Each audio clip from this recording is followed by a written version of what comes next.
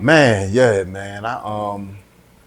I finally start trying to watch some movies, man, while I'm in the crib. You know me, when I'm in the crib, I'm pretty much always working on the phone, social media, working on the pod, doing some weather the storm entertainment stuff. I never watch movies, but I know during we had reserved the movie theater at the Spa, and we start watching Sinners, and I finally finished watching it, man. I kind of liked it, man. Okay, so that's movie. where you started at the Spa. Yeah, at the Spa. That joint was nice. Sinners was all right, man. Yeah. Michael B. Jordan did his thing in that joint, man. Yeah, man. He did his thing. Especially playing, like playing twins. So he had the twin thing. He had two parts. Yeah, the twin thing was crazy. You know what I mean? The twin thing was crazy. I know you're a movie buff, so yeah. I know you on top of all the movies. You and wifey when y'all, date night and everything. Yeah. I mean, they doing their thing, man. But not to cut you off, but I remember you saying it was a horror movie, and I was like, right. Michael B. Jordan in a horror movie. I was like, I don't know if it's. Technically, it's not a horror movie. Right, like when you finally watch it, you know what I'm saying? Right. But it's labeled a horror movie. Right. And you know what I mean? It was good. I really enjoyed it. I enjoyed it the way it started off. Yeah. With the slavery situation and picking cotton, and it kind of took me back to Mr. Smith. The joint we watched on Tubi. I was like, oh yeah, I think I might like this. Right. But they did their thing in that joint, man. Yeah. They did their thing. Both of them guys, they as a moviegoer, I've seen the first movie, Fruitvale Station, and all the way up. And just to see wait a minute. So the Coogler guy? Ryan Coogler. I never knew that. That was his directorial debut. Go back to when he was kids. Yeah. Wow. Yeah. How old is that Coogler guy?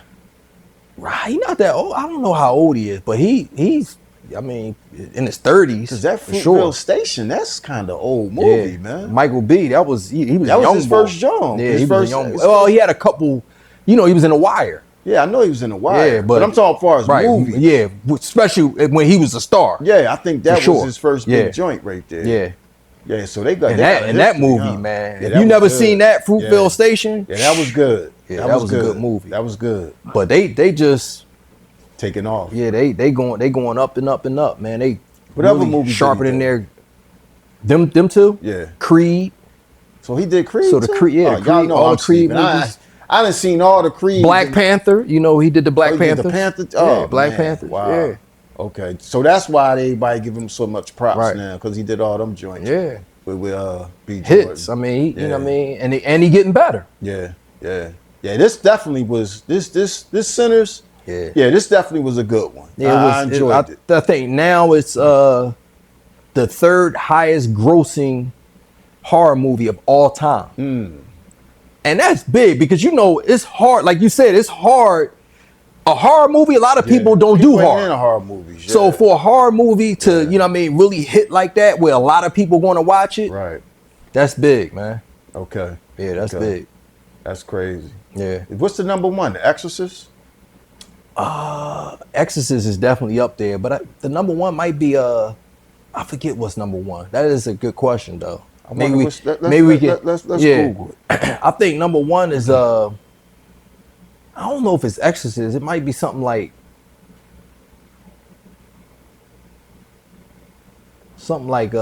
It. I know It is up there. Remember It? Yeah, I remember that. It is up there. Oh, that's it right there? It is number one. It is number one, okay. It is number one. The Sixth Sense is 2. I knew that was going to be close. I Am Legend is 3. World War Z is 4. It Chapter 2 is 5. The Exorcist is 6. Signs is 7. Prometheus is 8. The Nun is 9. And Hannibal is 10. That's the top 10. And now is number 3 on the list. It's 3? Yeah. Okay. Yeah. Wow. This is a real good movie, man. And it's all over the place. They touch on a lot of different things. Yeah, they do. The chemistry is nice in the movie. And the actors, I was surprised to see certain actors in it. The boy from 8 Mile, the big boy. Yeah. I was surprised to see him. You had Denroy Lindo in it. Yeah. I was like, okay, I like the casting in the joint. It's good. It was pretty cool. They did a good job. Yeah, it was good. Yeah. But And, with movies, I know you geared up to see this new Superman movie, man. well, and it's funny because originally I wasn't. No? You know what I mean? Like, you know, when you go, you know, every time you go to the movies, you see all these trailers of what's about to come out. And I kept seeing this Superman. They was hyping this Superman up. I kept seeing, I'm like, what's going on with this Superman? I just recently started hearing about it, you know? Like I said, because I don't watch TV. You don't go to the movies. Yeah, you know what I mean? Like, you go to the movie theater, they make you watch these trailers. Okay. You know what I mean? Before the movie start. So I'm seeing this Superman. I'm like, nah, this joint ain't going to be good. You know what I mean? Like, in my mind, because I'm looking at the guy, I don't know the actor. Right. You know what I mean? I don't know nobody in it. I'm like, so I'm like, nah, I don't think this joint gonna be good. But I'm looking at all the Superman, somewhere on social media, they put all the Superman movies, every one, and they give their Rotten Tomatoes score. Yeah, I'm down with Rotten Tomatoes. So, you know, the higher the score in Rotten Tomatoes, the better the movie is, right? So I'm looking at all these, they go down to this joint is one of the highest, probably the second or third highest out of all the Superman on Rotten Tomatoes. Well, how did the trailer look, though? The trailer looked like, I mean, you know how it is with movies. Sometimes you can give away too much in a trailer. Right. So some movies, they purposefully scale back and don't show you a lot in a trailer. Right. Well, that's what I felt Superman. Okay. And I'm saying that because from what I saw, I'm like, nah, this ain't gonna be that good. But it's getting 87, something like that. Rotten Tomatoes, that's a good movie. Like, I mean, based on the Rotten Tomatoes. So I'm thinking it's a lot that they're not showing you purposely. Even though they're showing you a lot. Right. To you know pull what I you mean? in. Right. So it might be a real good movie. Yeah. So with all that being said, we going to see it tomorrow. You know what I mean? We already got the tickets to go see it. And that's crazy. Something else too. First time ever, some movies we go see, it's a theater called 4DX. Okay. And 4DX is like, if anybody ever been to Disney World, they got like different rides where you watching a movie and it kind of interacts with you, like spray water on you. Oh, yeah. You know, it's moving, like you smell different smells and stuff like that. Well, that's 4DX. So some movies we go see at 4DX. You gonna go see it there? No. So I wasn't going because that's in King of Prussia. I wasn't gonna go all the way to King of Prussia to watch that movie. You know, I'm like, I don't know about this one. But our movie theater, they got something new called D-Box. I'm like, yo, what's D-Box? So I start clicking. I go to this theater every week. Right. And now something D-Box start popping. I'm like, what's that? Well, they got something where they got these new seats coming in. Not quite 4DX, but it give you motion. So it's moving. You know what? I don't need all that, yo. Well, that's what I'm saying. But I'm going to see this movie. And now you get in the theater, not all the seats, not D-Box. They trying to make the movie seats a ride. Huh? They're trying to be more interactive. Interactive, yeah. You know what I mean? Like I went to see Ballerina. We went to 4DX. And I think the first 4DX I ever seen was what's the Avatar, The Way of the Water. Okay. That was, you know what I mean, where you like flying, it feel like you flying. Any scene with, so this, you know, Superman is always flying. So I'm anxious to see it, you know what I mean, with this new seating that they got at the theater. So, well, I think I'm definitely gonna check it out because Superman. That's one of our, number one superheroes. Yeah. Somebody we all grew up with as kids and comic books. And we had the lunch box. You know what I mean? So I'm definitely gonna check. Plus, I want to compare it to the other ones. You know what I mean? Yeah. I definitely want to compare it to the other ones because with technology and cameras and makeup and everything that we got going on today in this climate and world, man, this thing should be off the chain, yo. Yeah, I'm just worried about the boy playing Superman. Is he going to be able to play the part right? You know what I mean? He got to. Do he look the part? And, you know what I mean? Yeah, he don't look the part. He don't look the part. When you just look at him, he don't look the part. You know what I mean? He got the body or the... Nah, just like a regular boy. Regular little... You know what I mean? Running around in some underoos. Wow. Yeah, I'm still going to check it out. But if it's, like you said, if it's getting props like that as far as the Rotten Tomatoes, it's got to be good. You know what I mean? Like, you can't be a bad actor and the movie get good ratings. Yeah, that's you know true. what I mean? So he must be doing his thing.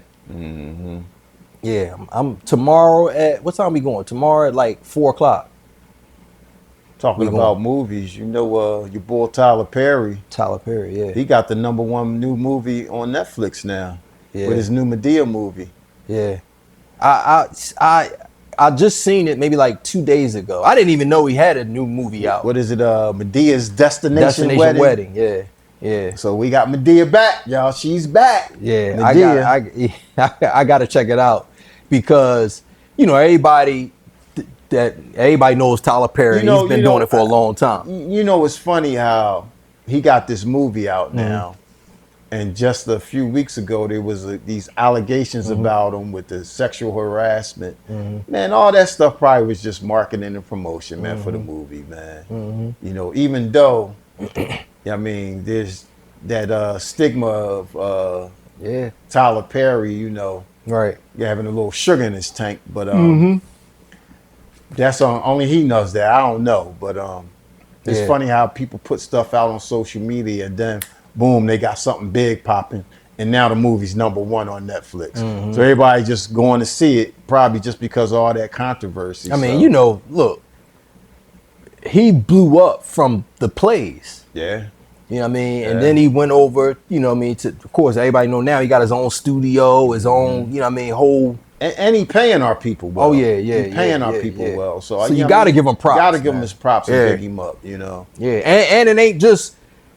He putting people on the map. Yeah. You know what I'm saying? So he giving opportunities to a lot of actors and actresses out there. And y'all know, you know, people that look like us, it's hard to really, you know what I mean, break through. Yeah, it is. You know what I mean? But he's giving them opportunities. That Straw movie was good. Oh, yeah. Straw was good. Yeah. His last two movies, you know, not the Medea, you know what I mean, but his last two box office. Real movies, Straw and 6888. Yeah, both of them were good. Both of them was real good, of them man. too. But that Straw movie, yo, Glenn Thurman was the man in there, yo. He was iron, yo. I was like, damn, Glenn, you earned this joint, yo. Yeah, he was not having. He was not having. No, you need to be here working. I don't care what's going on in your life. What? No, you. He said, you know what? You're fired. She was like, can I just have my check? She was like, no, I need this job. You know the policies. When you get fired, the check go in the mail. I'm like, oh, give that girl a check, man. Come on, man. Yeah, he was too earned. It was some great performances in that movie. That was a good one. Yeah, it was some great performances. What you call him? She surprised me too. What's the Sherry Shepherd? Yeah, Sherry Shepherd. She represented, yo. Yeah, she was good in there, man. Yeah. Yep. But so episode 19, man. Episode 19. We back. 19, yo. 19. Yeah, it seemed like we just started, yo. Yeah. It really do. It seemed like we just, you know what I mean, finally did episode 1. That's because we having fun with it. Just a few months ago, it, yo. You know? It's not putting a lot of pressure on ourselves. Yeah. Just going with the flow. Yeah. We back. Episode 19. Wow. The Pod, Weather the Storm Entertainment presents The Pod. I'm your host, Dwayne Weathers. It's Phil White. My beloved brother and co-host. We're here today to give y'all, like we said, episode 19. It's a lot going on out here. You know, we just had some small talked about some movies and stuff that's going on. I don't watch a lot of TV, so I finally sat down and just relaxed myself and unwind and watch some, you know, watch the Sinners movie. But we got a lot going on, man. A lot to talk about, man. A lot going on out here in the world. It's the summertime. It's hot. It's been hot. It's been steamy. It's been humid. You know, we just coming off the 4th of July, so it's officially summertime. You know, everybody out, cooking out, having fun. And not just having fun, they're getting in trouble too. Acting up. You know when it get warm. You know what happened when it get warm. Yeah. The black people start acting like niggas, doing the nigga shit. And we just recently had, you know, a major shooting in the Grays Ferry area of Philadelphia, for those that's in Philly. Pretty sure y'all familiar with that. We had 13 people shot. 3 of them died. The others were injured, were hospitalized, and critical condition, some in stable condition. But that was a mess, man. That was a mess, man. It's unbelievable. Yeah, that was crazy. We got the footage. We're gonna take a look at some of this footage of the actual shooting that was caught on the Ring camera. So that's why, I don't know why y'all YNs and y'all younger generation out here doing stuff, because there's cameras everywhere. Everybody got a phone. Like you see people fighting. People ain't gonna break up the fight. They gonna start recording the fight before they try to stop and break up the fight. Yeah. But let's take a quick look at this ring camera footage of this shooting here. Let's take a look. Wow. Look at all the people on the porch. Yeah, this is unbelievable, yo. It's crazy. It's a unbelievable. Bunch of kids on the porch, man. Yeah, girls. You see them trying to get down, like it's. They on top of you. Look at this guy. They got the switches on the guns, man. He can't even control the gun. So it's wild out here, man. It's wild. What you think about that, man? After seeing that, listen, the first time I saw it that night, I thought it was AI, yo. I ain't gonna hold you. I didn't think it was real. You didn't think it was real? No, yo. Really? When y'all listen from Philly, I know y'all seen it. Anybody not from Philly, if y'all don't know about this story, when y'all see this video, it don't look real. Yeah. This can't be a neighborhood block party. It was a cookout. Kids and girls on the porch. Yeah. It's unbelievable, man. Yeah, that was bad, man. That was bad. And one of the guys that passed away, he was in a wheelchair. Yeah. And he got put in a wheelchair from getting shot. Yeah, from a shoot. So that's the luck of the draw right there, man. I don't know, man. Like, and when I see this stuff, and we grew up in the hood, you know what I mean? Like, that was us in block parties, you know what I'm saying? But every time I see it now, like, to have something at that level, 13 people shot. They were shooting inside of houses. I think a little kid got hit. Yeah, I mean, like, they were spraying. Well, they got these switches on these guns now. But, like, you hit the button and it's just, and then it's like, what are you shooting like that for? If you got a beef with somebody, I mean, why don't you just step to the person? You ain't just gotta just randomly just start shooting. That's what Nas say. Just randomly start shooting. You know what I mean? Like, don't spray up at the crowd. Catch them solo, make the right man bleed. If you got a real beef with somebody, don't shoot girls and babies and in people's houses and grandparents. Come on, man. It's bad out here, man. And I guarantee you, I don't know, but I guarantee you, it was over something real stupid. It's bad out here, man. It's real bad. These YNs and this generation, man. Somebody talked to their girl or something real silly. The mental intelligence is not there. Yeah, it's just not there, And we gotta try to tap into these younger generation and try to get some results. I know it's a lot of people out here with organizations that's doing marches and trying to help the young men and the youth. But we got to get results, and the only way we're gonna get results is getting in their head and letting them express themselves. So we know what's going on inside their heads. We can get them all the advice in the world from our standpoint and what we've been through and our morals and ethics, but they don't want to hear that, man. Yeah, they got their own mindset, what they trying to do and what direction they trying to go in, and we need to tap into that. You know what I mean? So then that way, all right, this what they trying to do. Then we can strategize. All right, let me try to get them away from that and give them something in the direction what they trying to go in, and kind of spoon feed them a little bit to get them in the right direction. So I mean, one of the sayings to what you saying, one of the sayings, that we've heard before is people don't, you know what I mean, want to know how much you know till they know how much you care.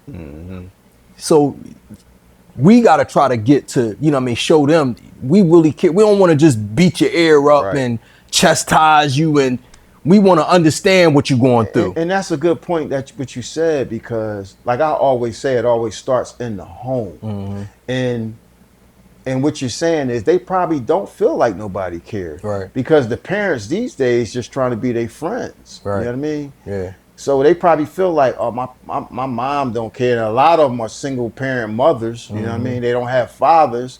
And the ones that do have fathers or a male role model or figure in their life, they trying to hang out with them. You know what I mean? They trying to be young. They the old head young bulls. You know, you ain't gonna get no respect that way. So what you saying, that's a good point. They probably don't feel like nobody care. Yeah. You know what I mean? So we might have to just grab them and show them that people do care about you. Because it's a disconnect right now. Big disconnect. You know what I mean? And the same, you know, we had it too when we grew up. I mean, but we had a level of respect for our elders. Right. You know what I mean? We and it's crazy because back then, forget your parents. Like you weren't playing no games with your parents. No.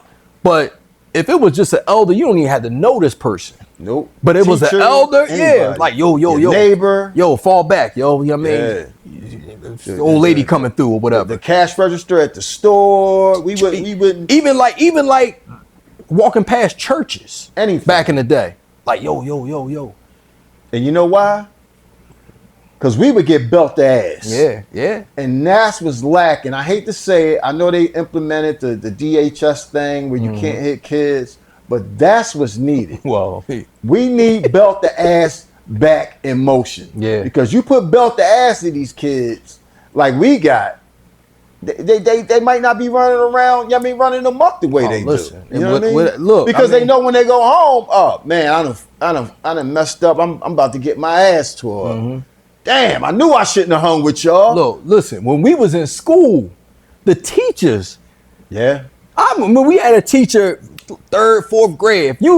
If you was cutting up in the class, he'd bring you to the front of the room, and he had like, you know, the yard paddles, rulers. yeah, he had the yard rulers. Yeah. Put your hand out. Put your Wow. hand out. I never forget the first time I got whacked with the ruler. Teacher said, go to the bathroom and wash your hands. I'm like, I didn't know what was going on. You know, when you wash your hands is tender.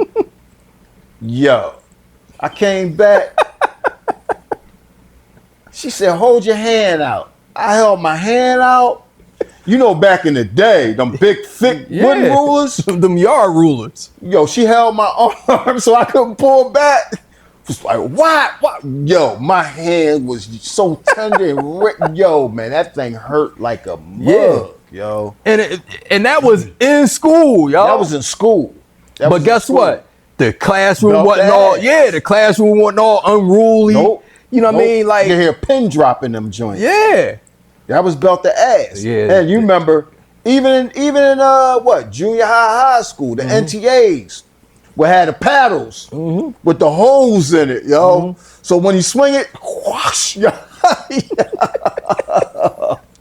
nowadays you can't touch these kids. They's like, yeah, go ahead and hit me. I'm gonna call the DHS on you. You going to jail? Look, no, we need to uplift that. Like you said, not even that, but the parents would come up there and get and defend the kids. Yeah, no, your kid is out of pocket. You need to be. Back in the day, if my mom had to come up to the school, I was getting it, yo. It was trouble, yo. And then when you get home, my parents was like, you mean to tell me I gotta take off work to come up to the school because you up there acting a fool? Oh no, you getting your ass. I was like, Mom, but it wasn't me. The teacher wasn't. We'll discuss that later on. But right now, you getting your ass. Exactly. So we need to bring that belt to ass back in effect. That's we can get some of these kids and these YNs. Yeah, get them in line a little bit, man. Line a little bit, because ever since that, I think that's when the shift changed. Yeah.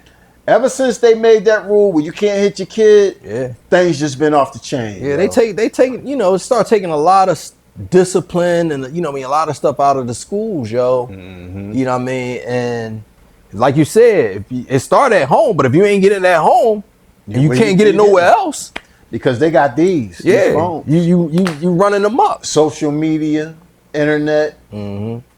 The phones is teaching these kids and raising these kids. So we got to get back to the essence of this. You know what I mean? Yeah, for real. That's true. That's why these, some of these girls and the guys is so fast, yo. Because back in our day, we ain't have instant access. If you wanted to, watch adult films or something, you had to sneak. Now it's on your phone, yo. It's like pull it right up. Yeah, you had to not only did you have to sneak, but you had to have the money to subscribe to this stuff too. Yeah. Now, free access right there. Boop. Everything.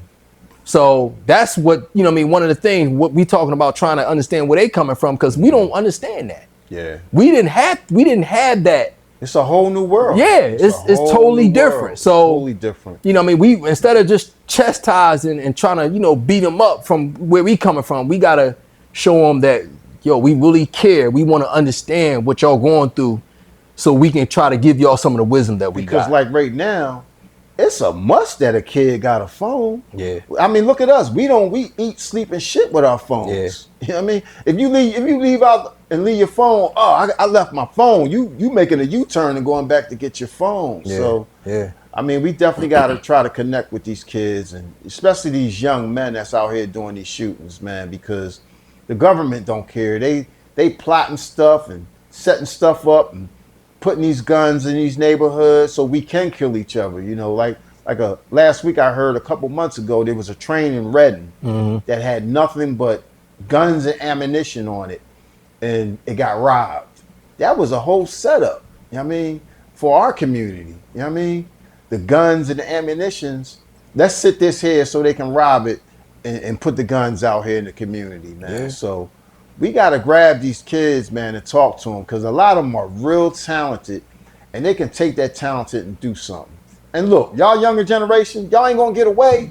All these cameras, everybody got a camera. You got cameras on your bells, cameras on cars. Everybody walking around got a camera. So it don't pay, man. Do something positive. Do something right. Do the right thing. Yeah. Because like you said, it's so difficult to get away with some of the stuff nowadays, because cameras everywhere. Every business got a camera. Everywhere. And a lot of this stuff that happened, even that shooting, that's crazy. But 3 people dead, 13 people shot. What it last? 40 seconds? You know what I mean? Less than a minute can change your life forever, yo. Yeah. You know what I mean? So blink of an eye. Yeah, you gotta, you gotta make smart decisions, in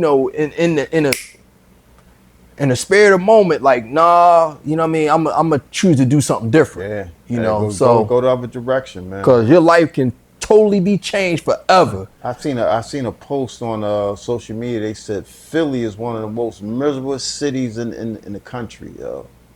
That's bad, man. Yeah, a lot going on here, man. Yeah. And I really realize I'm really out of the way. There's a lot of stuff that's going on out here in these streets that I ain't even privy of. You know what I mean? Yeah. So and I continue to keep myself out of the way.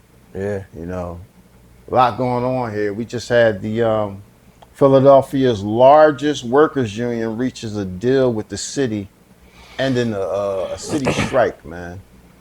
We had city workers, sanitation, police dispatchers, water department, all city workers was on strike. And let me tell y'all from Philly, y'all know. Yeah. The trash. Yeah, I got crazy. I ain't, I'm popping in and out, but I definitely got a whiff of it. Literally. Man, I got a whiff of it, yo. It was so much trash everywhere because the sanitation department was on strike, man. They had locations set up with dumpsters, right, where people could throw their trash in. The dumpsters wasn't enough, man. Wasn't enough. It was trash everywhere. And it's crazy because, because I'm not here, I don't get to see it, all the time. I know, one time you took me by one of the sites. You know what I mean? It was like 3 huge dumpsters, just full to capacity. Full to capacity. But I was, you know, here and I'm giving somebody a ride, and just today. So I'm, you know, how you get in the city? I'm like, yeah, I'm like, nah, you know, I'm thinking like. So I'm giving the boy a ride. So we start talking about it. I'm like, yeah. He like, man. He like, listen. He was like, you know, some places is cool. He's like my block is cool. It ain't that bad, you know. He was like, but man, he was like, some of these places. I'm like, well, the strike is over, so I'm thinking everything back to normal. But no, it take time. You know what I mean? It was like you said, it was so much. They got to chip away at it. They created more work for themselves striking than they would have did if they would have came to something tentative and stayed working. You know what I mean? Bull was like, he was like, man, some of these dump sites, he was like, man, look like third world countries. They do. It's so much trash. I'm like, yo. And today, like I'm smelling it. I'm like, yo, it's, and now I'm riding by, I see that they ain't back yet. You know what I mean? But the bad thing is, even though the strike is over, and they gonna start picking up, I believe they start picking up trash today. The day's Monday. This trash that's in the dumpsters and that was laying all on the sidewalks and stuff, they picked it up. Excuse me, but the remnants that's left behind, who gonna clean that up? Because you know the sanitation department, they ain't doing that. When they pick up the regular trash, they leave trash behind. Man, it's so much remnants trash left behind. It's crazy. One day I was parking my truck in the driveway. I seen a big ass rodent, yo. I think it was around the second day they was on strike. I was like, oh no, y'all got to do something. They was like, yeah, y'all got to do something. I don't know if it was a possum or I don't know what it was, yo, but it was big. I'm like, yeah, y'all got to do something. Because, you know, the dump site was right in the back of my house. Right. It was trash lined up all down the sidewalk across the street from the dumpster location. So that means instead of people crossing the street, putting it where it belonged, they was stopping right here and just throwing trash there. But they do that every week. Right. Every week they throw trash right there, yo. Like that's a destination to dump their trash. And that's one of the things, you know, talking about, you know, I've been in Delaware, born and raised here, but I've been in Delaware for a little bit over 15 years. And that's one of the things that I notice is you really get a chance to see the contrast when you leave and go somewhere else. And when I'm talking about like how other people react to like, you know, cleaning up, you know what I mean, trash and, you know, how clean it is. Philly is for years, you know what I mean? You come in Philly, it's just trash. It seemed like everywhere. You know, I never forget. I remember somebody came to Philly. I think it was for All-Star Weekend back in the day when they had All-Star Weekend here. And they was like, yo, your city dirty. It's trash. I was so embarrassed, man. Because when I started traveling, that was one of the things that I noticed, that other cities, it was cleaner, yo. Yeah. It was cleaner. And then when I come back to home, I'm like, yo, my city is really trashed. You know what I mean? And one of the things is, and I used to get on my kids about it, but if I had people like, what's your biggest pet peeve? Is here in Philly, you be behind a car, they ride, they just roll the window down, just dump out a whole. I mean, when I'm not a wrapper, not a whole bag of McDonald's, everything, nigga shit. Yeah, nigga shit. That's what that is. It's straight nigga shit, yo. And it's crazy because you know it's up to us. You know what I mean? Like if we don't do it, who else gonna do it? Like you said, like the trash people, all right, I got the bag, but if something fall, pick it up. That's on y'all. You know what I'm saying? Community. It's our community. And we throwing like, no, you gotta set the example. Like what it is, people don't want to go that extra step. But to your point, like you said, you be somewhere, it's trash cans right there. They still throw it on the ground. Every time you pump your gas, it's a trash can right there at the gas station. Keep your trash in your car when you go pump your gas. Just throw it out. Don't throw it in the street. Yeah, I can't stand when I see people do that, man. Yeah, it's a mentality, you know what I mean? And you know that's why a lot of times you see like Like when we first moved to Logan, it wasn't that many of us. Oh no, you know, back in the day, our block was It wasn't that many Our of block us was on the clean. block. Yeah, you know what I'm saying. But you get more and more people that migrate in, and now the mentality is messed up. It mess up your neighborhood. That's your neighborhood.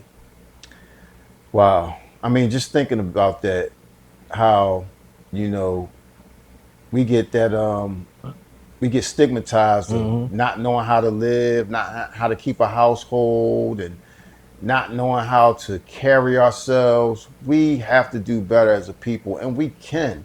We just have to want to. You know what I mean? We have to want to, like, take that extra step. We always looking for the easy way out. Like, first and foremost, get out of the slave mentality. Don't nobody owe us shit no more.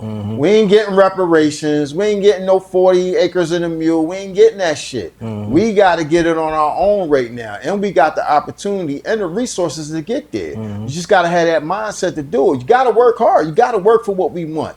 And that's our problem. We don't want to take that extra step, put that hard work ethic out to make it better. That's what we got to stop, man. If we stop that, and work hard and take that extra step, you know what I mean? You walking down the street, somebody drop a piece of paper, they gonna keep walking instead of just stopping, picking it up. Oh, let me pick that up. Right. That's the extra step, just little steps of make everything better in the community. So come on, y'all, let's stop the nigga shit and let's just be good black people. You know what I mean? Be good black people, man. Take that extra step, man. But I am glad that you know that they got their money. Right. Hopefully y'all do a better job when y'all picking up the trash and not leaving trash behind. Just take it with you. I remember back in the day, they would have shovels and brooms on the trash trucks. Not no more. Not no more, yo. Not no more. And you go on the county clean. I mean, they put your trash can back to your curb nice and neat. You don't see no trash truck juice on the ground or nothing. It's clean out there. Why we can't have that in our communities, man? Yeah, Because we don't want to take them steps. I think, and I don't know, you know what I mean? Like, I know we know a couple people that used to, you know what I mean, work for the sanitation department. Yeah, I was trying to get one of them up here today, but unfortunately they couldn't make it. To get their insight. But from the inside, you know? Yeah, because I think some of that might be what we talking about.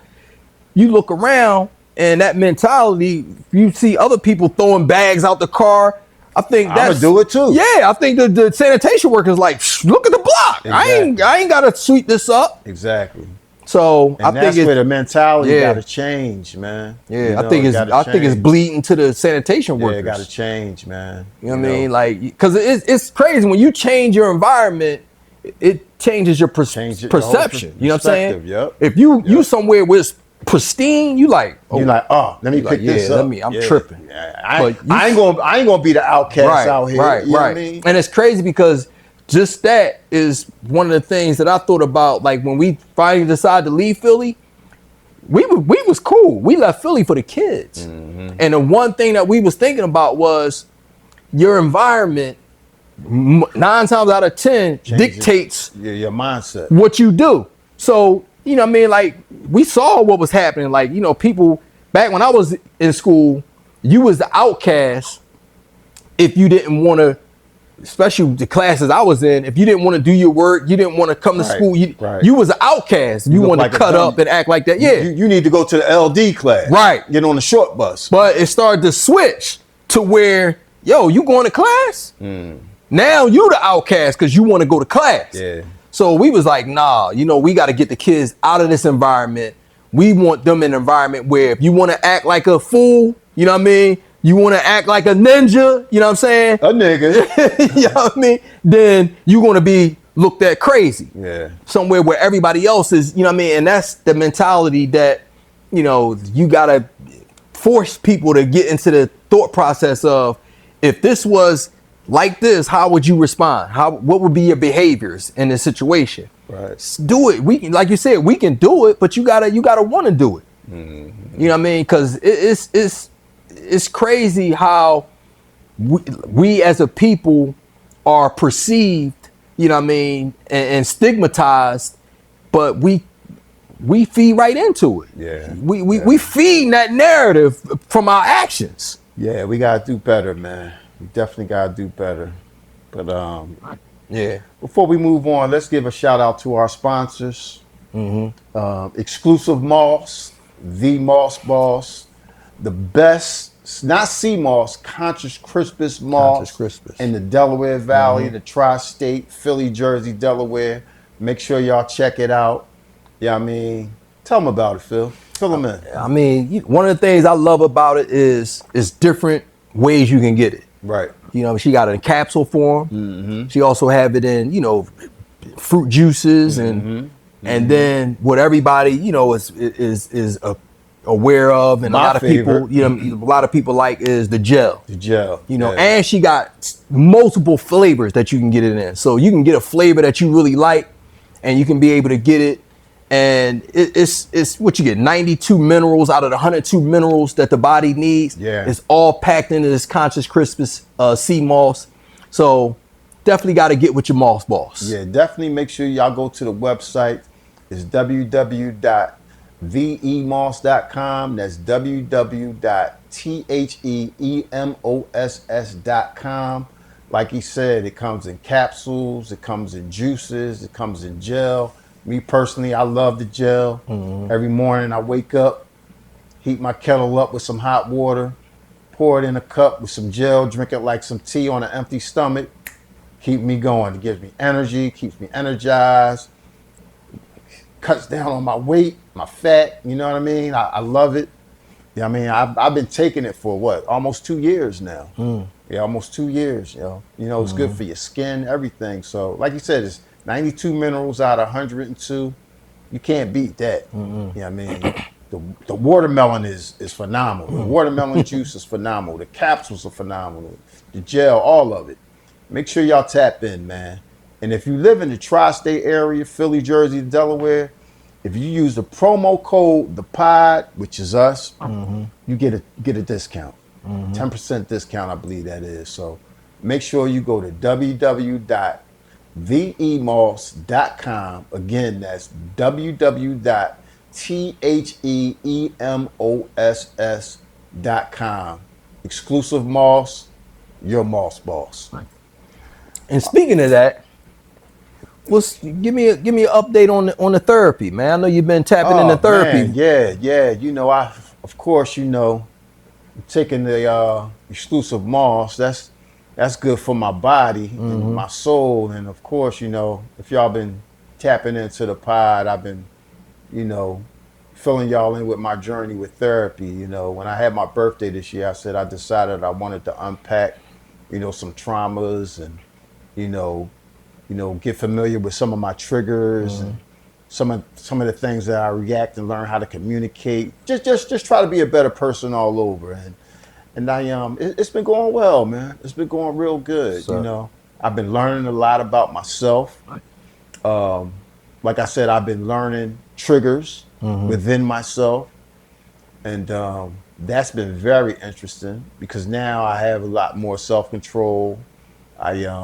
I know how to communicate with people a little bit more. I'm not as anxious to react. Right. You know what I mean? Right. Of course, I've always been a proactive person, but you know, sometimes when you get in situations and you might get triggered subconsciously, you just react. Now it's like, you know, I think more, take my time and just, you know, slow it down a little bit. So it's been going real well, real well. You know, I got a session coming up this Wednesday, which I'm excited about. My therapist is pretty cool.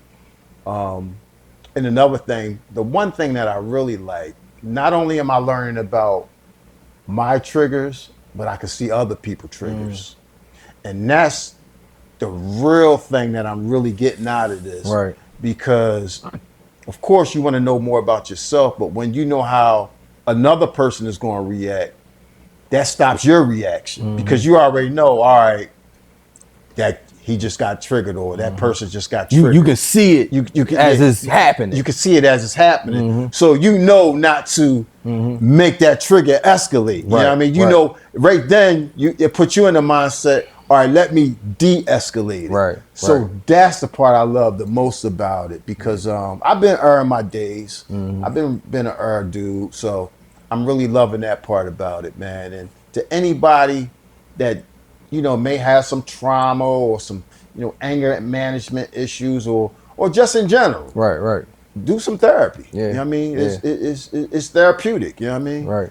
So I definitely suggest it to anybody out there. And, you know, I'm transparent about my journey. I ain't got no shame in it. You know, our culture, you know, was something that, you know, we wasn't privy of or, you know, represented back in the day. But, you know, as time goes on, the world changes, you know, we all evolve.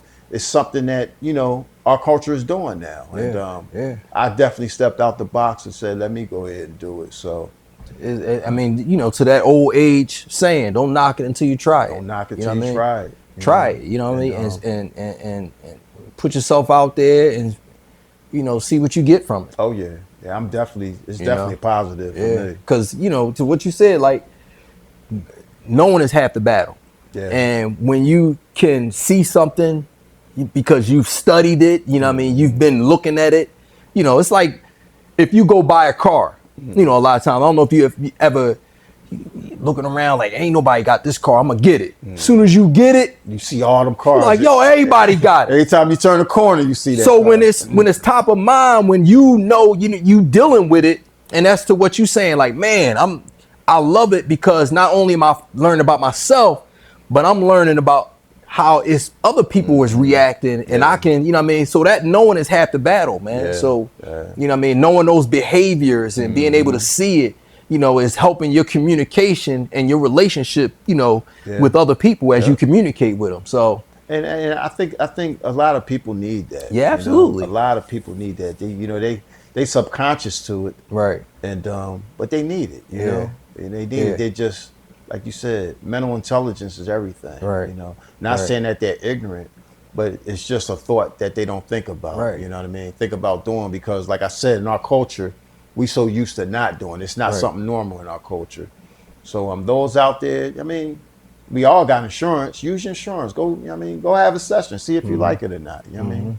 It might be something that's going on in your life that you want to just get it off your chest, you know, talk about it and get a better understanding in some direction. So I definitely recommend it. Yeah. You know, definitely recommend it. That's what's up. And I'll definitely keep y'all posted. You know, it won't be too many more days no more. So I know how to control a lot of my triggers now. So thank God for that. Yeah. But sure. Let's move on, man. Let's talk about this issue you brought to my attention about the what is it, the Carnival Cruises? Carnival Cruise, yeah. There's a lot going on with Carnival Cruises. They're changing a lot of their policies. They banning hip hop. A lot of people saying it's racist. A lot of people saying they're with it.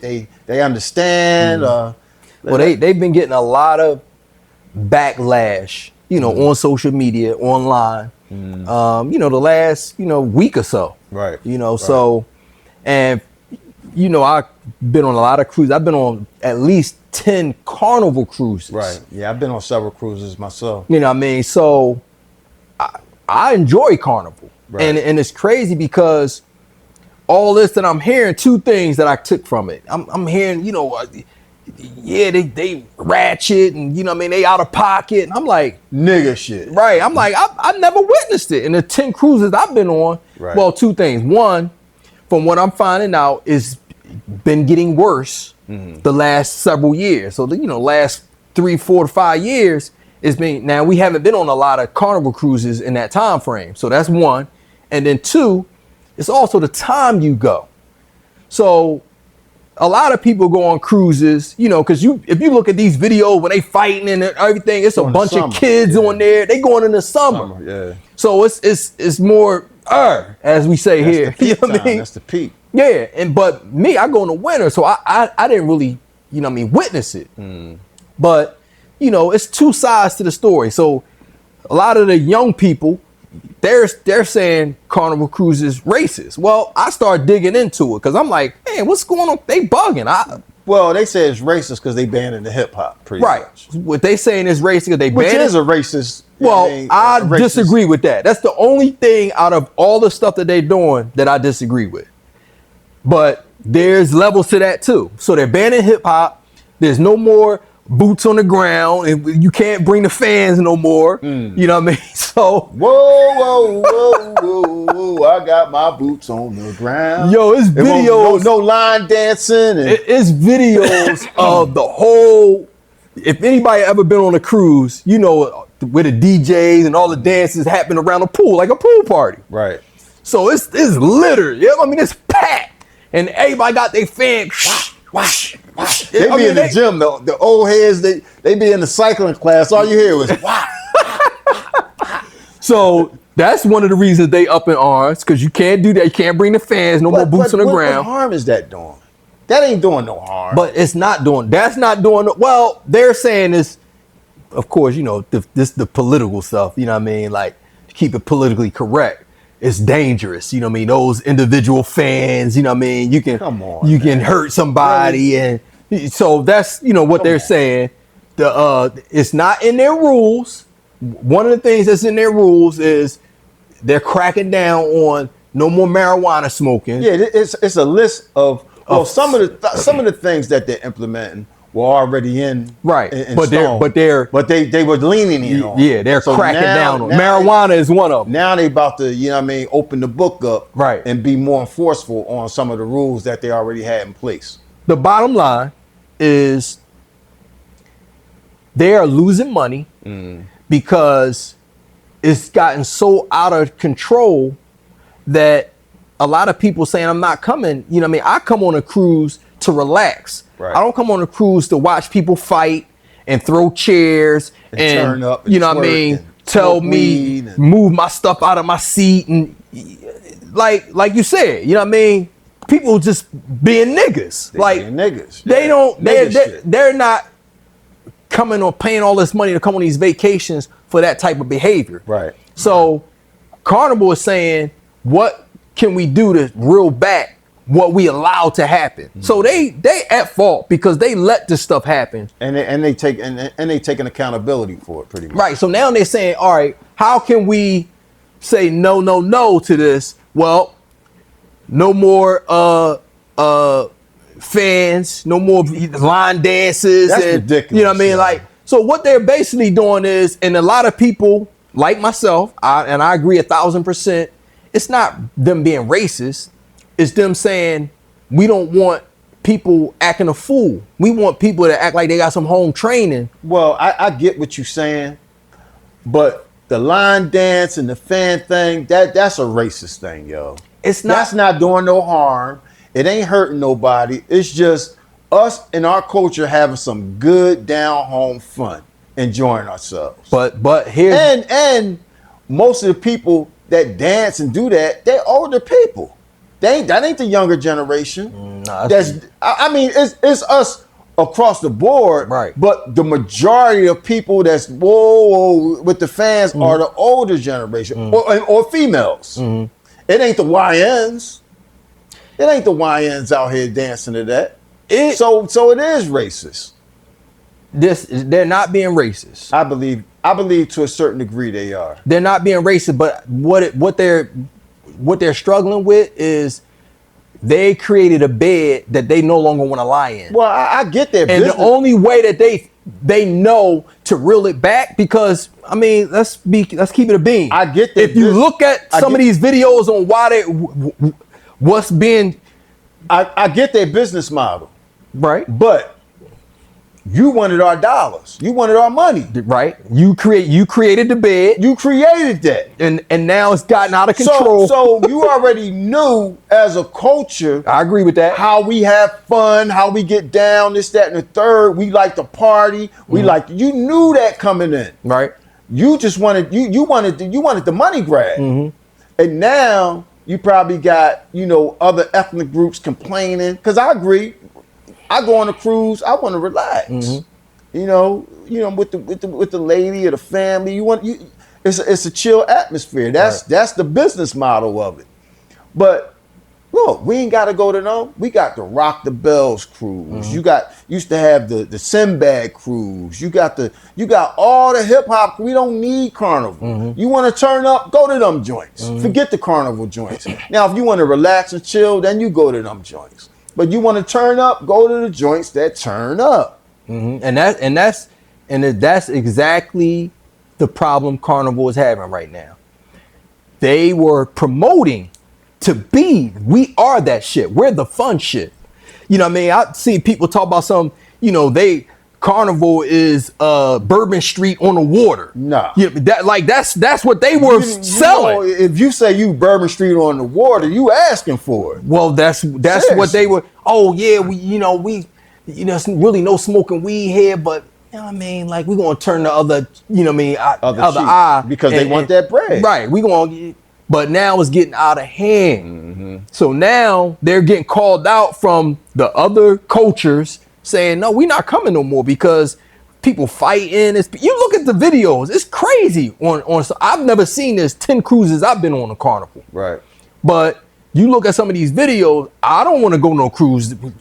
People acting like niggas on the cruise. Can you imagine the niggas acting like niggas at the captain's dinners, yo?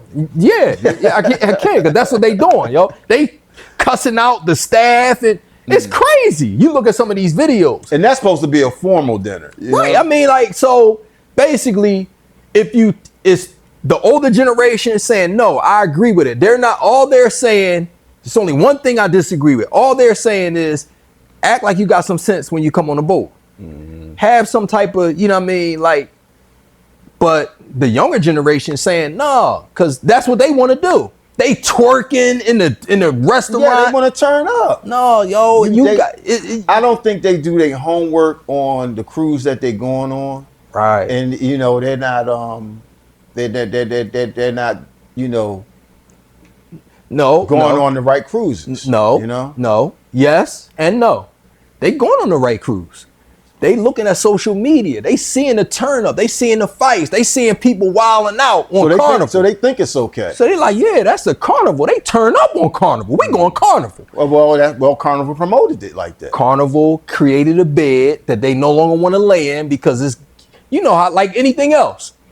It's okay. We here. And now, y'all going way over the line now. Right. I mean, me personally,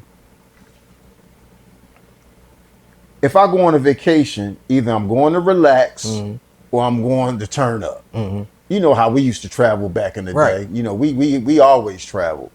We was traveling to turn up. Then you got to, a joint where you going to relax. So it's like, it's all what you going for. You got to really, do your research and do that. If you want to turn up, go to the turn up joint. Okay, here go a good example. And we can definitely relate to this. Freaknik. When we went to the Freaknik, we was going to turn up. But Freaknik wasn't started for the turn up. Exactly. It was just for the college. Just for the college. A cookout, a gathering. Yeah, gather. Yeah. We meet at the park. We have a good time. Yep. You know what I mean? Some of the frats come out. Some of the sororities. Exactly. Yeah. But guess what? When you start getting a bunch of niggas coming in the town, shit. You know what I'm saying? It got out of hand. They had to shut it down. Yeah. So that's the same thing happened in the car. It turned into a monster. It was like, oh, come on, this the fun shit. And you get more and more and more, and now it's too many. Well, it's out of pocket. Like I said, we don't need Carnival.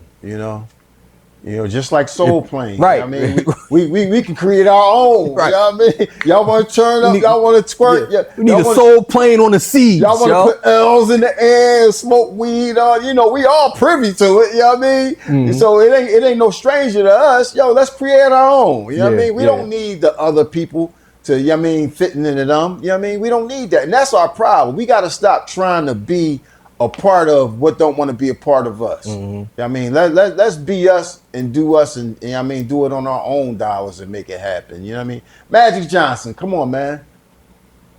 You out on yachts, on social media on yachts. Create a cruise ship for us, Yeah, but Magic don't want the niggas on his boat either. You know what I mean? And that's the bottom line. But you're right though. Know where you want to go and go where it is that you can have a time that you can have a time that you want to have. You're not disrupting somebody else's time. You know what I mean? But with that being said, you should be able to go anywhere with any type of culture and be able to behave yourself to fit in. Right. Exactly. To where. Right. You got to know when to turn up and when to turn down. Right. Yeah. And the YNs don't know that. They always on 100. Yeah. They don't know how to bring it down to 30 because, all right, let me look at that. In case in point, like one of the things why they racist, they're banning Bluetooth speakers. Oh, they up in arms. I can't bring my speaker to listen to my own music. That's a big no-no. Right. So why I bring my Bluetooth speaker all the time. But one of the things that I do, because I'm looking around, because I know usually they have a DJ by the pool. They do, but DJ playing the games and you know what I mean. Sometimes you can't hear it. Sometimes you in another section where you not by the, you might not want to be a part of there. Yeah. So you in a little serenity part, and you got your little Bluetooth speaker, you know what I mean, you in your room or whatever. In the tuck. Yeah. But one thing that I do, and you know them cruises, you ain't sneaking nothing on the boat. No. You ain't sneaking no Bluetooth on there. Nothing. They catch it. If they want to ban it, they catch it. Yeah, they catching it. So one thing I do, and all the Pandora, I got Pandora, you know what I mean? So premium Pandora, I can turn explicit off. Right. Well, that's one of the things that, like, if I'm by myself, it's whatever. But when I'm looking around, I got kids, I got older, you know what I mean, people. All right, let me turn that off. But these young people, they on 100. And you know the music nowadays, it's out of pocket. Yeah. So what? Man, it's my music. Ain't nothing wrong with this. And they popping it. That go back to what I said earlier. That's man. what I'm saying. Ain't no more belt the ass. We need belt the ass back in effect out here, man. You know what I mean? Like, so now it's racist because they're saying, hey, we just want y'all to tone it down a little bit so everybody can feel comfortable and enjoy themselves. Right. And they saying, nah, I want to be on 100. And if I can't be on 100, y'all racist. That's the problem. Now, them banning hip hop, well, and let me say this, they're not in black and white, they're not banning hip hop, but we've done the research and there's some people that's been on a cruise lately, they are telling the DJs not to play hip hop.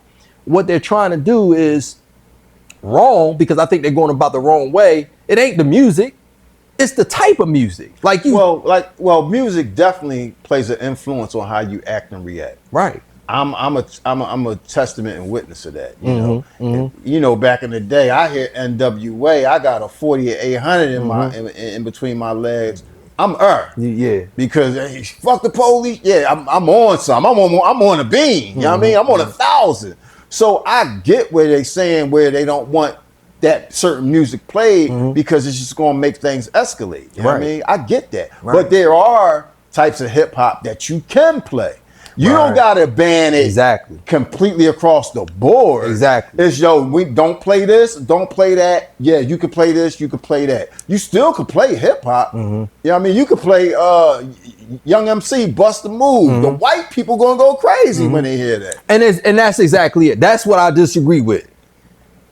You're trying to ban a whole genre. Yeah, you can't. That's the wrong thing to do. You can ban certain songs. What you can do is get with the DJs because these executives, they don't know what music to play. None of the music. No. But these DJs know all the music. Right. Let them know what you want and what you don't want, what you're looking for, what you're trying to get out of. And now they can put a playlist together to what you're saying. Instead of Sexy Red, and now they shaking and twerking, you know what I mean, with these kids around and everything.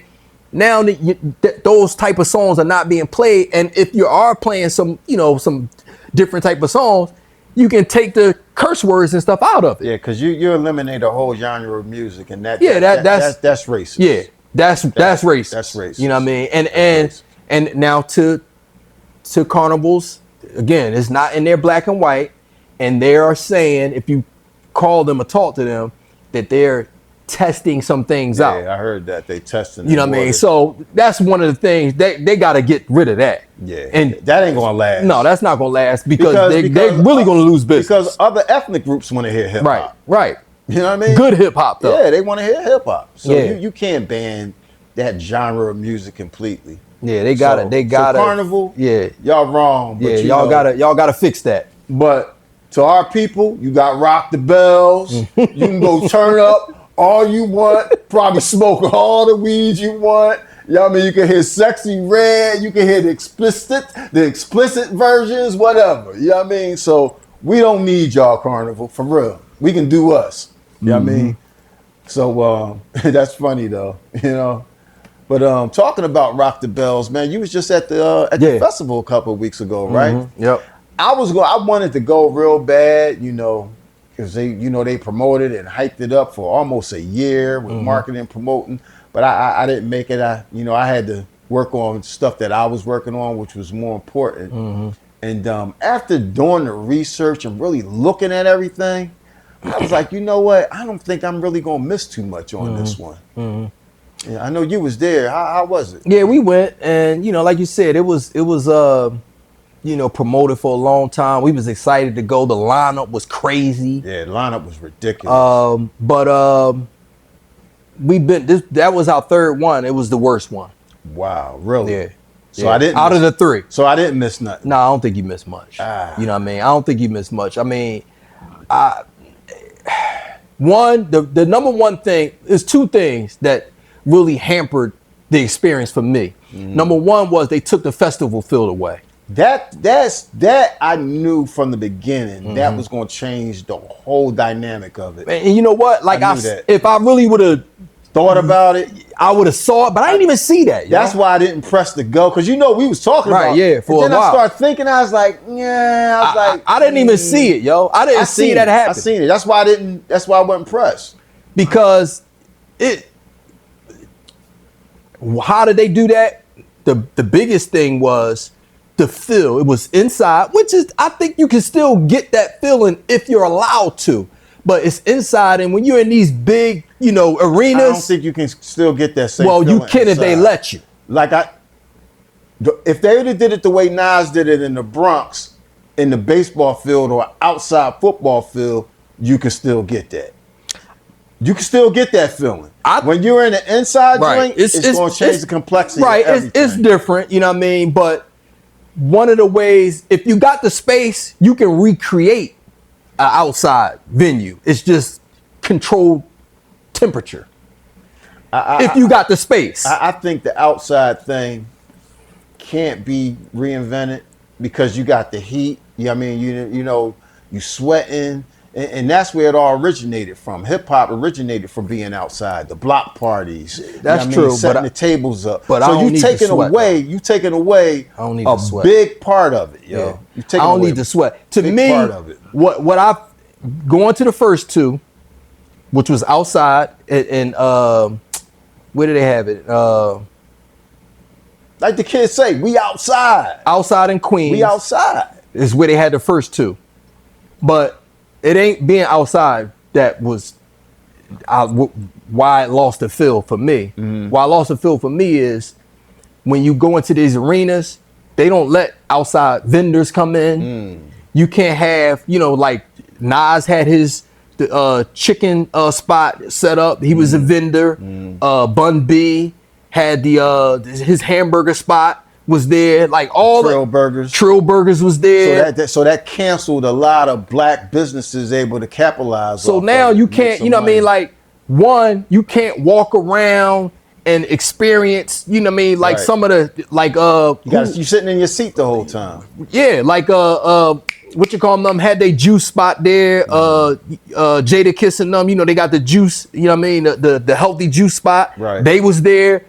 All of that, because it's inside and Prudential, it was all their concessions. Wow. So that, to me, that was a huge that was a takeaway. Yeah, you know what I mean? Downfall. And then the second thing, like you said, because everything was like what I wanted to go out and walk around for. It ain't nothing to go see. Nothing to go see, yeah. You know what I mean? It was just like a big concert. It was a big concert. So that was one. The second one was they took huge lineup, which is good because now you got R&B, so you got a lot of people coming like, they, man. They did mix it up. Right, so it was a huge lineup, but they rushed the lineup. To your point, they tried to emulate what Charlie Mack did. Shout out to Charlie Mack, what he did a couple years ago over in AC, where he had the mixtape. They emulated that, and a lot of people are mimicking what Charlie did. He's the founder. I'm gonna say it right here on the pod. Charlie Mack started that, and now people taking it and running with it. When he did it, they killed it. Now everybody's trying to do it, and it's rushed. You know what I mean? Everybody's trying to do it because you really want to see these acts perform 2-3 songs, and you know what I mean? But they just doing a snippet basically, or what they call it, a monologue or a montage. Yeah, montage of several songs, and they out. Yeah. I ain't getting satisfied from that. It's just a quick shot right there, you know. Yeah. And that's exactly how a lot of people felt. You know, now of course as the artists got bigger, they got more time.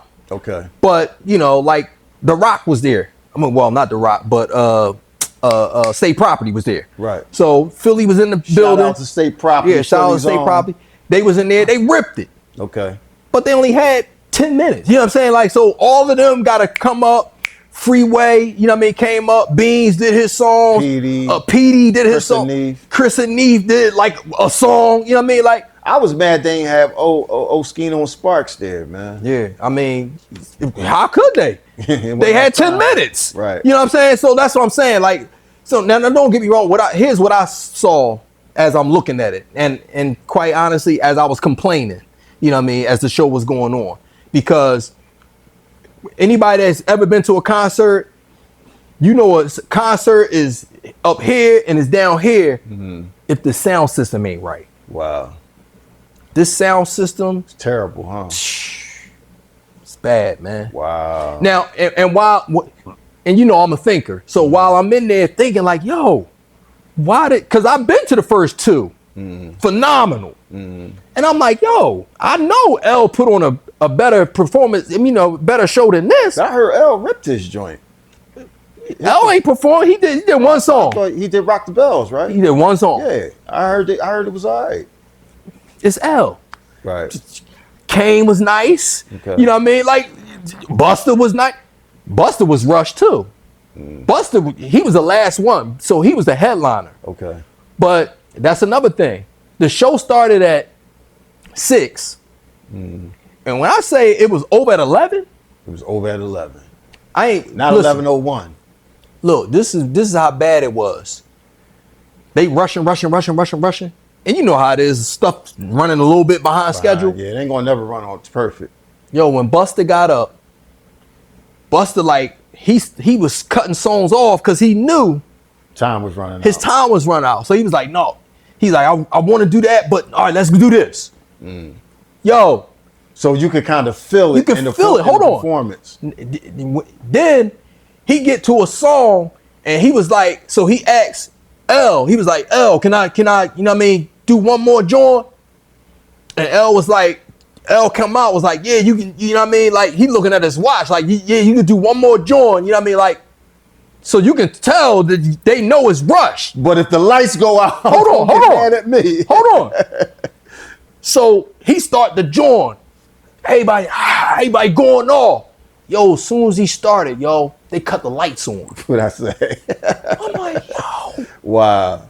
It was 11 o'clock on the dot. The lights went out, huh? The lights went on. I mean, went on, yeah. Well, same thing. Just. So he flowing with the joint. So people like, people start leaving.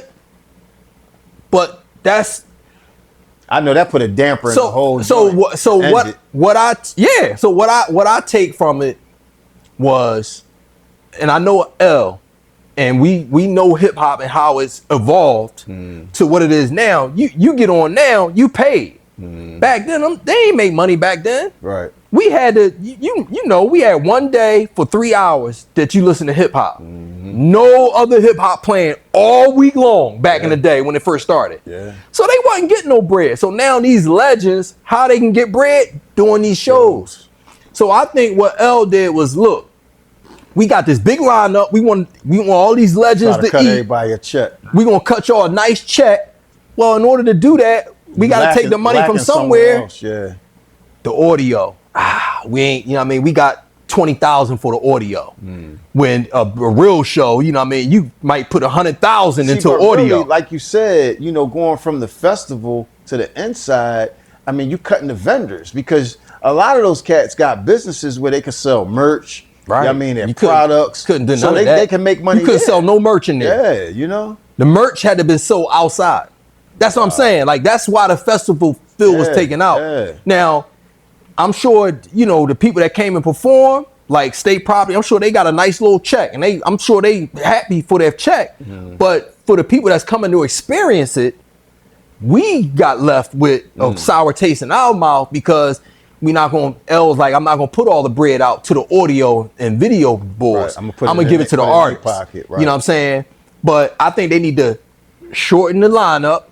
Definitely. So now you don't got to spread all the bread out to all these different people. Shorten the lineup. It seems like this one was a money grab. Right. Because for the artists. Right, for the artists. Because that's why they put it in a big venue. You know, more people inside. People going to be comfortable. Tickets was way more. Tickets was more expensive. It's more seats. You know what I mean? They promoted it fucking a year ever since the last one. So everybody was hyped to go. And it just didn't work out right. I mean, the artist probably got paid. Right. But far as people coming to see it, coming for the experience, it yeah. wasn't a good experience. Like the audio. And I felt it. That's why I didn't go. Like the audio, and you know, like hip hop, it's all about the lyrics and the music. Sound, you know what I'm saying? Yep. And you know, like when you know, like your favorite song, you know every part of it, every key, every word. Yo, when I say you couldn't hear no highs, you couldn't hear no treble. Wow. It was all bass, and if you didn't know the lyrics to the song, you couldn't hear it. Clearly. Well, L, you're getting a bad review on this year's Rock the Bells Festival, man. You gotta do better, bro.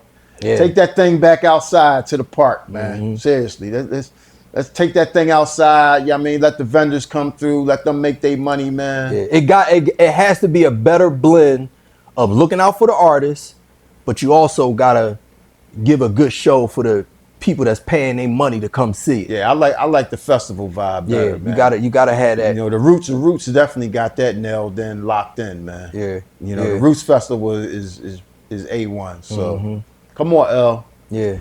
Let's rock the bells for real, bro. And you know my man is Rakim. Yeah, how was that reunion? Did they do a tribute to the reconnection of Eric B and Rakim? Listen, tribute? Yeah.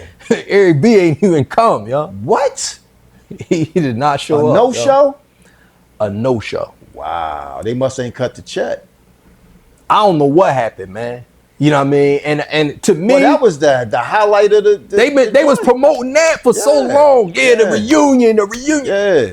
Wasn't there, y'all. That was the sell right there. I think it might have been Premier that ended up filling in for him. Yeah, because that's who DJ for Rakim when he on tour. To start it off. So it's like, okay, so at one point, you know, Rod kicked a couple songs. Then it was like, it was a little pause. And they was like, yeah, you know what I mean? Like, he's like, yeah, you know what we gonna do? So I'm like, we like, yo, we about to bring out Eric. Okay, we gonna bring Eric B out now. Nah, yo. Eric B never came out, yo. No Eric B for president. No Eric B, yo. He kicked the song, but no Eric B. Wow.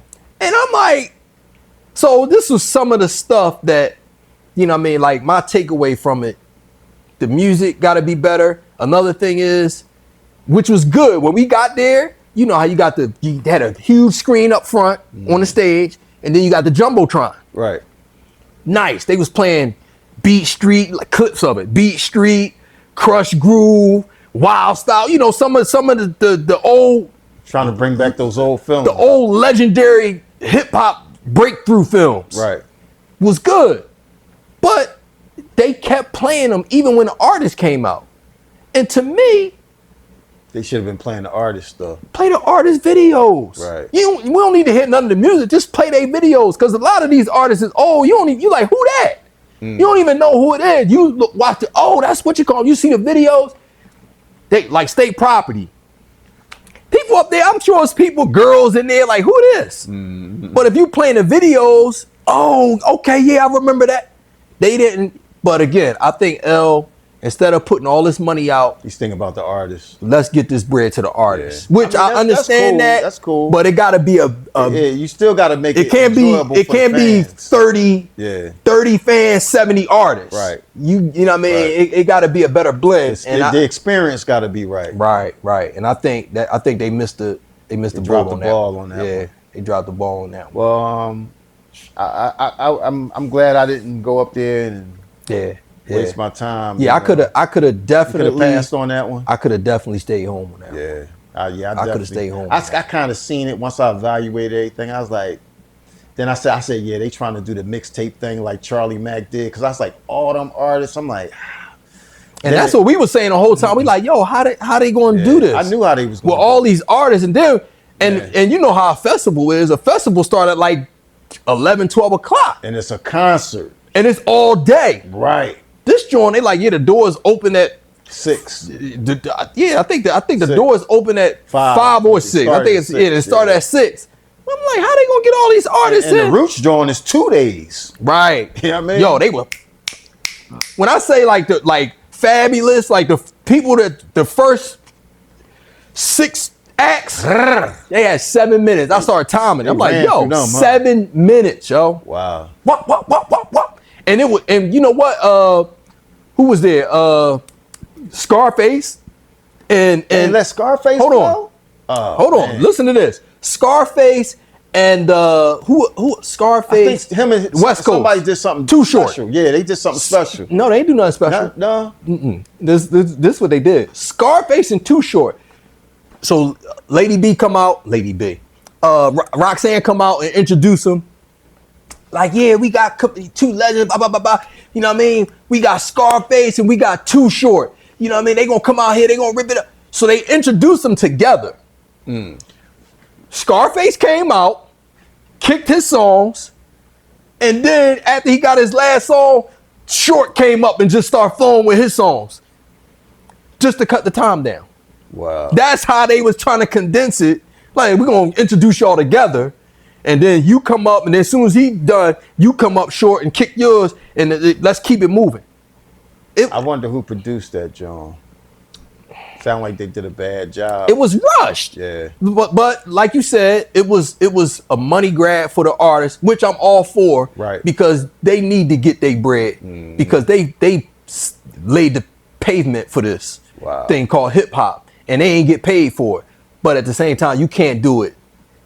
You can't do it that, you know what I mean, bad. Like, shorten it, make 2 shows, make it 2 days. Yeah, 2 days. You know what I'm saying? And you pick and choose who gonna be there day one. Right. That's the show I want to see. Right, exactly. Now people can come in, you can really see your artist. Trying to compact. Yeah, they ain't feeling rushed. Too much. You know what I mean? Yeah. Too much. And I didn't like how they did, you know what I mean, this festival this year. And I think this will be the last year that in this format. Well, hopefully they go back to the festival format.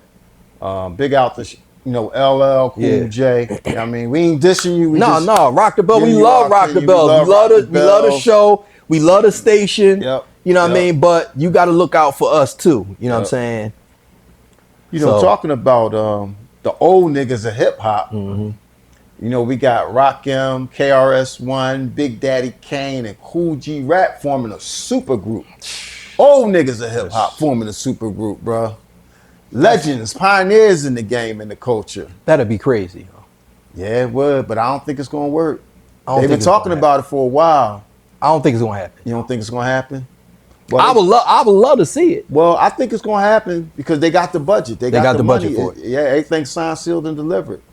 I guess it's all about them getting in the studio and putting the tracks down. Yeah, I the only way I see it happening is if they put out like a little 5 or 6 song EP. Nah, it's you got 4 powerhouses. You can't put no EP out with all of them. Now you gotta put a full project. You talking about 12 songs plus? You have to. But my thing is, if you do it, you gotta get a number of super producers. I would love to see Marley Marl on this project. Would love to see Marley Marl on this project. Two things I would love to see: Marley Marl on this project, and Big Daddy Kane and Kool G Rap. They gotta go head to head to settle that battle from the symphony. They gotta do that, man. Yeah, we've been waiting for that for years. Yeah, we've been that's been a barbershop argument for decades. We've been waiting for that for years. Who got the best verse in that? And every time I listen to it, one time when I listen to it, I'll say Big Daddy. Next time I'll say Kool G Rap. Every time I listen to it, it's somebody different. Yeah. It's somebody different.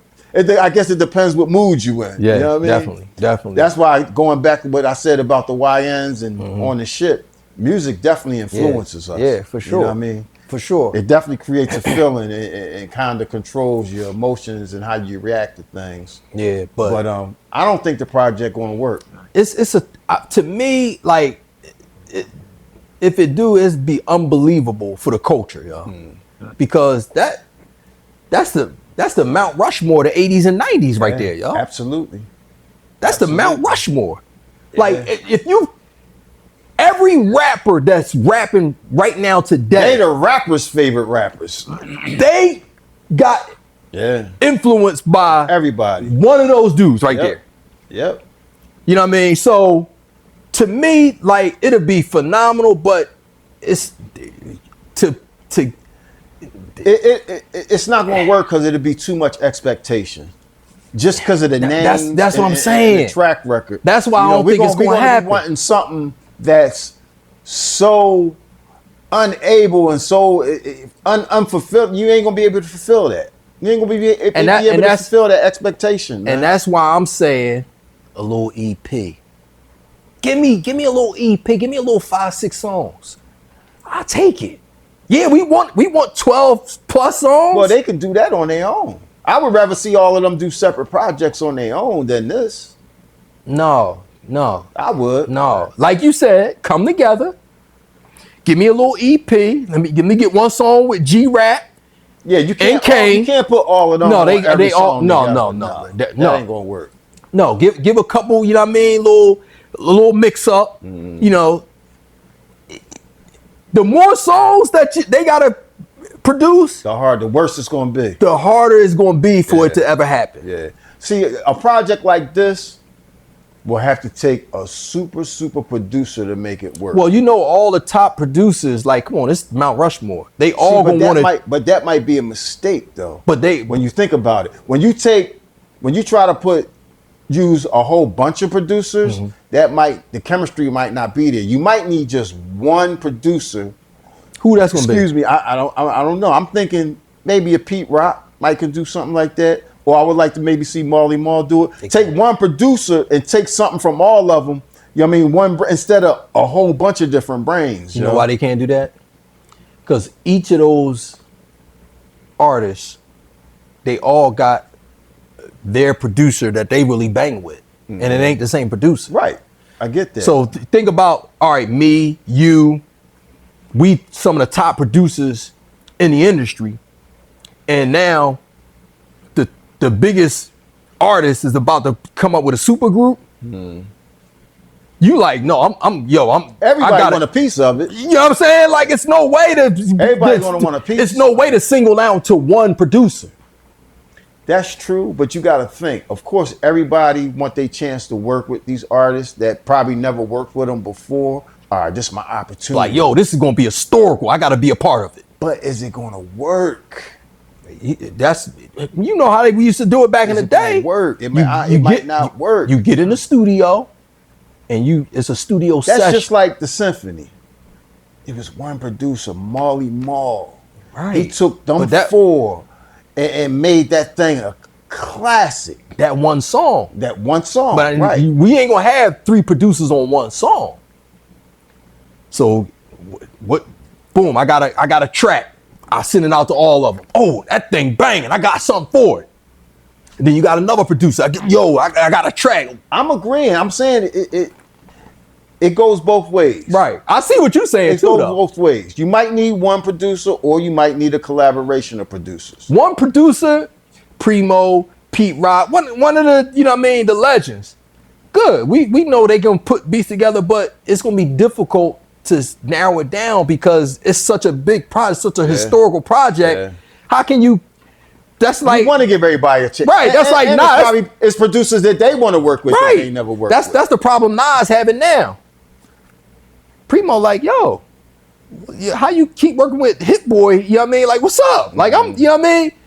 And it's the same thing. A historical project, you can't just pick one boy. They ain't gonna be able to do it. Yeah.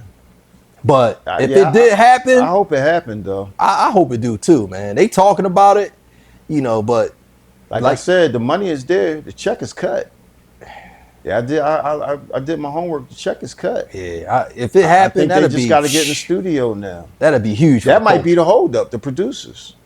Yeah, trying to decide, trying to figure out who gonna produce what. You know, because that's the biggest part of it. Because the track is gonna bring the best out of all them cats. Yeah, and then you know what I mean, and then you know that underlining thing that's in the industry. You got heavyweights.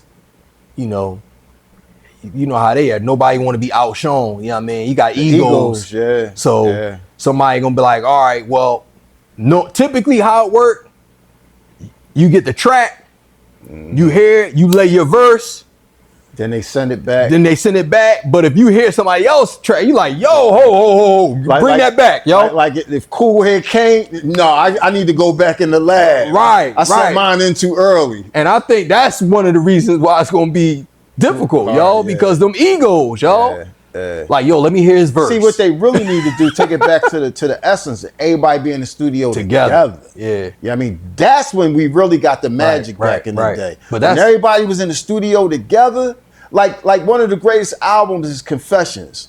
JD and Usher, it took them a month before they start recording because they was just vibing. They put the time in, though. You know what I mean? And that's another reason that's gonna make it difficult. That's one of the differences in some of the music now. They just sending the tracks, people laying they lyrics and sending it back. There ain't no chemistry. Like when we interviewed EST, you know what I mean, Rob. I think that's one of the things he said. You know what I mean? Like you gotta stay sharp. You gotta continue to be sharp, and then you know what I mean. Still sharp and still in when y'all are in the studio together. See now. So we want this to happen, but are they all? Have they been sharpening their tools? All of them. See, but we don't know. But if they in the studio together, they'll be like, oh, I gotta step my game. They're gonna help each other. They're gonna, you know what I mean? Yeah. Like, all right, I flowed with this. Why don't you bounce back and come back? Right. You know what I mean? Instead of sending the tracks, you know what I mean? You get that synergy. You get that synergy and that chemistry, man. I hope it happen, man. I would love to see it happen, man. Man, them names up there, woo! Yeah. And they come out, if they just come out with one banger, just one banger, it's gonna be crazy, yo. That's all they need is one. Yeah. Just one banger and it'll be successful. So on that note, man, let's go ahead and wrap it up, man. We done covered quite a few things. It's a lot that needs to be done out here in this world with this younger generation and the older people. I ain't just gonna put it on the younger generation. You know, like I always said, I want to be an advocate for the older people to step their game up, continue to live their dreams. Don't sit back and think, you know, it's over for y'all. So, you know, the older generation, you know what I mean, the 40 and up people, hey, you still got a chance out here. You ain't got NR stamped on your back. And that NR stands for no return. You still here. So whatever you want to do, you got some dreams, go out there and make it happen. You want to social media, you got all this access to everything. Make your dreams happen, man.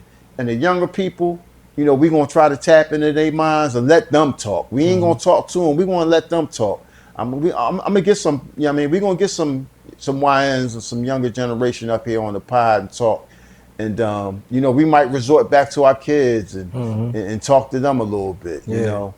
But, try to see where they coming from, what they think. Yeah, you know, so make sure y'all, you know, stay focused, man. Just do the right thing. Stay healthy. Put God first.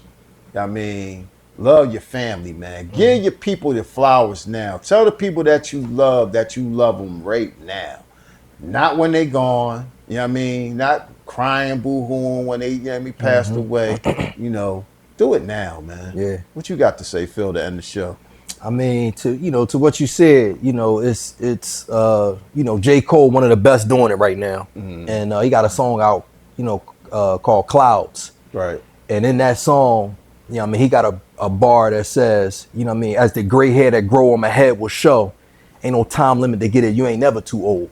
You know what I mean? So it don't matter, you know what I mean, where you at, how old you are. If you still on this side of the grass, it ain't too late. Any day above ground is a good one. Yep, it ain't too late. You know what I mean? Go out here. You know what I mean? It's all types of different mediums for you to, you know, get the knowledge that you need to go out there and keep striving for those dreams, you know what I mean, that you've always had. You can still get it to this day. And me, I just, you know, to some of the topics we talked about, man, talking about behavior, you know, niggas and black people. Racism. It's really, it's just a mindset. And I just hope we figure out a way to, you know, what you're saying, you know, let's show, you know, these young people that we care, you know what I mean, you know, so they'll be willing to listen to how much we know and give them some of the wisdom that we have. We can bridge that gap. That's what we got to figure out. Everybody, all these programs and all the stuff that's happening, these shootings and, you know what I mean, people, you know, want to ban, you know, different companies that's just trying to protect their brand and their bottom line. We need to bridge the gap so we can understand where they're coming from, and they're now willing to take some of the wisdom that we have and we've gotten by making mistakes and living a lot longer than they have, you know, so they can better navigate this thing called life, man, because, you know, these young kids in split seconds, they, you know, killing people and changing multiple families' lives in a matter of seconds, man, because they making bad decisions, you know what I mean, in you know, 10 seconds or less, you know. So I just hope, you know what I mean, because we've been trying it over and over as programs, as TV shows, as, you know, news media and outlets, and, you know, how can we better relate to the young generation? Yeah, we need results. Yeah. You know, all the stuff that Phil, you know, just talked about, that's all good, but we need results now. Yeah. Let's try to get some results. Yeah. You know, so on that note, we're going to go ahead and end the show. Make sure y'all check out Weather the Storm Entertainment on all platforms, Facebook, Instagram, X/Twitter, fan base. Check out the pod on YouTube. Make sure you like, subscribe, comment this episode, past episodes. You know, let us know how y'all feel. Yeah, give us some feedback. Give us some feedback. Anything y'all want to talk about. Even if you want to be a guest. Let us know if you want to be a guest. Y'all can come on and talk. So make sure y'all stay healthy, stay blessed, put God first. On that note, we here at the pod. We out. Peace.